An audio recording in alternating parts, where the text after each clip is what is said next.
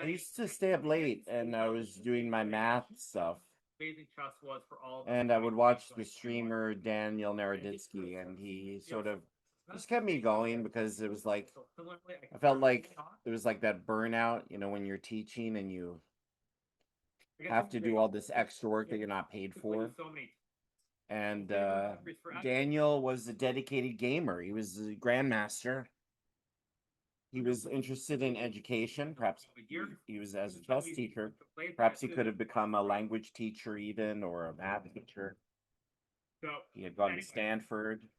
I have a degree from Columbia Teachers College.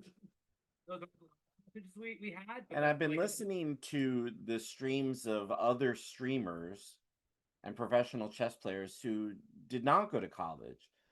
And the thing is that I remember other grandmasters who were not professional gamers. It wasn't like Power to the Players. They were lawyers or doctors or other professionals. And trying to carve out a career as a professional teacher was one of the reasons why I watched Daniel's stream. Because I've been, since I graduated Columbia in 2012, I spent the last 13 years really dedicating my life to doing whatever my employers asked me to do as a teacher. And I felt like even in that community, there's a lot of abuse of authority.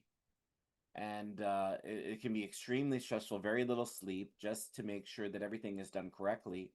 When at the same time, there's the next group of teachers who have AI generated content, who haven't had to stay up for 8 to 10 hours to meticulously like being a coder, like those. So I just felt like part of Daniel's frustration wasn't just the politics of chess and the trends that were going on in chess, which is a game that's been where humans train to better their human skills, even though computers can calculate much quicker.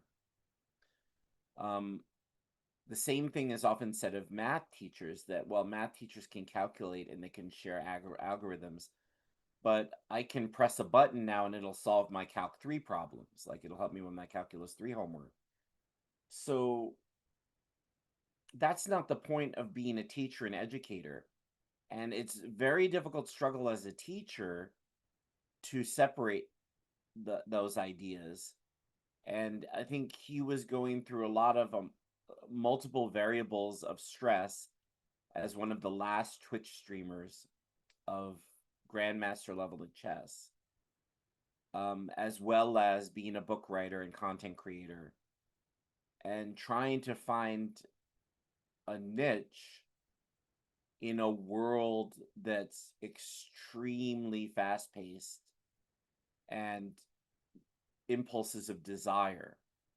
That's very different than the planning and strategy and learning aspects of chess. And that was one of the reasons also that I watched his stream late into the night, was that it seemed ironic. Both of the paths seemed ironic. Folks who stay up late moonlighting or working just to pay the bills, and then a top level grandmaster chess player who had certain ideals that were that I thought were admirable. So I was a big fan of his stream.